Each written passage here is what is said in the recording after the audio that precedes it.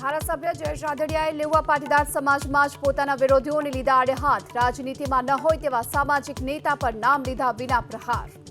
અને એવા જ હજી સમાજના આપણા લોકો કે જ્યાં રાજનીતિની અંદર નથી છતાં પણ એક યા બીજા પ્રકારની આદર્શની અંદર સમાજની અંદર હજી આજની તારીખે પણ રાજનીતિ કરવાના પ્રયત્નો મિત્રો કરી રહ્યા છે.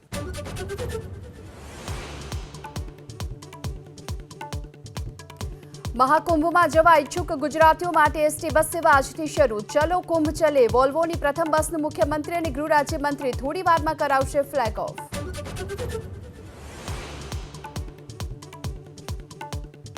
મહાકુંભમાં આજે ગૃહમંત્રી અમિત શાહ કરશે પવિત્ર સ્નાન. સાધુ સંતોના પણ લેશે આશીર્વાદ. તો 5 ફેબ્રુઆરીએ મહાકુંભમાં પહોંચશે પીએમ મોદી.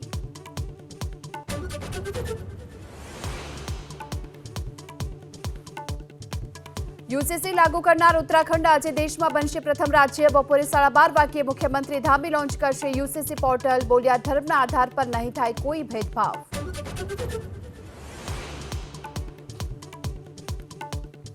મહાટક ભૂપેન્દ્રસિંહ ઝાલાની જામીન અરજી પર આજે કોર્ટમાં સુનાવણી. આજે તપાસનીશ અધિકારીને હાજર થવા કોર્ટનો હુકમ. આજની સુનાવણી બની રહેશે મહત્વની.